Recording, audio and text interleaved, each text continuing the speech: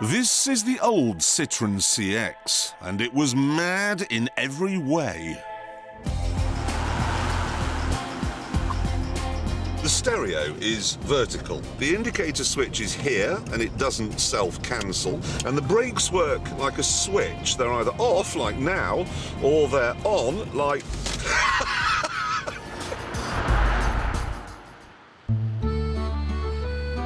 Trying to drive this car through a town was like trying to wire a plug while wearing boxing gloves.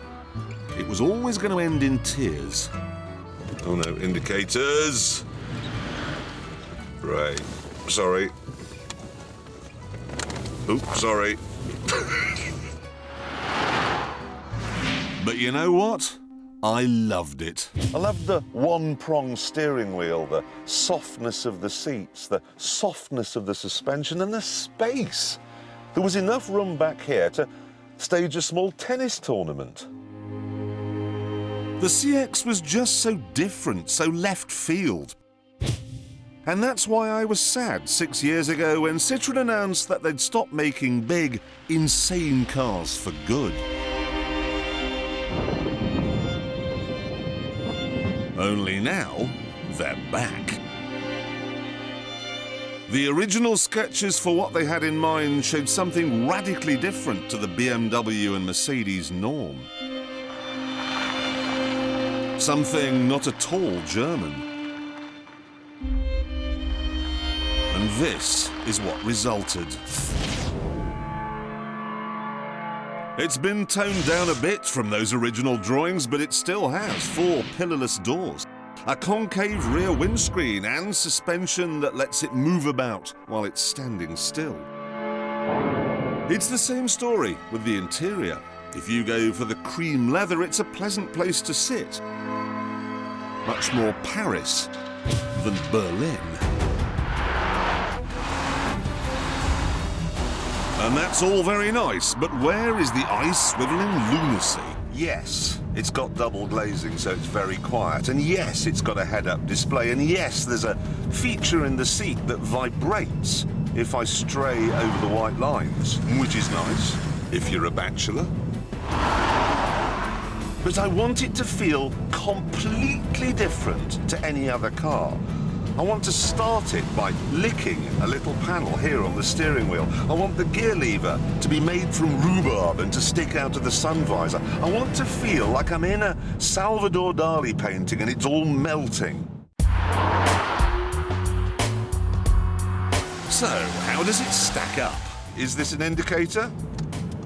Yes, it is. It shouldn't be. That should be the boot release. The indicator should be, I don't know, in here somewhere. It's all wrong. Wrong, wrong, wrong.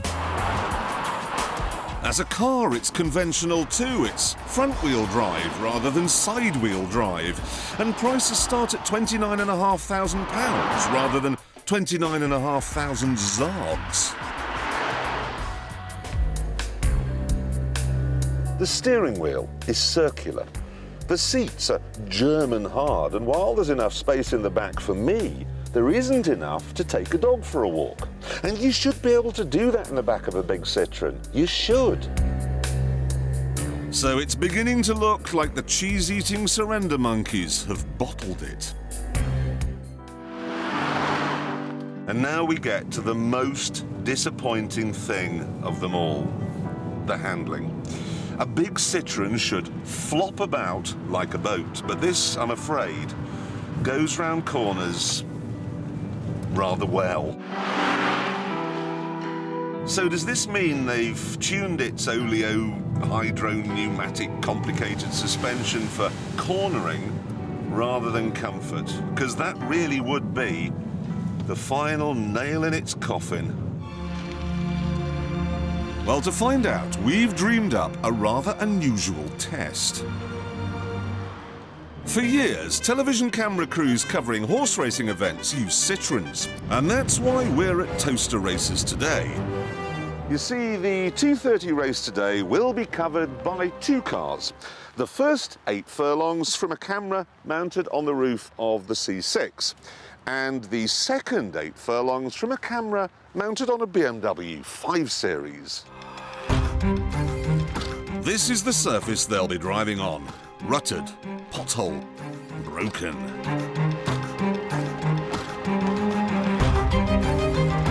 Right, the horses are ready. The bets are placed. The punters are eager for the off. So let's go over now to our commentator, Jim McGrath. Well, as an experiment, I'm throwing away the binoculars for this race and relying solely on the pictures from the camera on the moving vehicle. And they're coming in, and they're off. And in the very early stages, going on here is Andy Ginn, who's up vying for the early lead with Signature Tune and just dropping in behind the Blackthorn on the near side.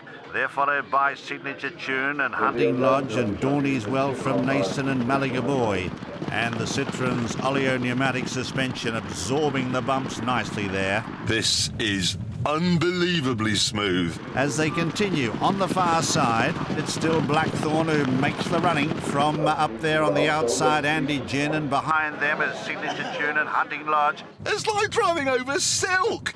And that's a rough old track, but the Citroën's riding it well. Time now to hand over to the BMW, see how it gets on. And it's Blackthorn who shows out with the noseband by a couple of lengths here. The Signature Tune is up there, and that's, oh dear, it's very bumpy now. It's, well, if you can see, then you're better than I am. Last time they came into the home straight, it was Blackthorn, but Andy Ginn up on the outside. I'd love to tell you what's happening, but I can't. Last time I saw it, it was Andy Ginn in front. But frankly, I haven't got a clue who actually won. I do. It was the Citroën. Obviously, for when your hair's on fire, you need the BMW, but for comfort, the C6 is just uncanny.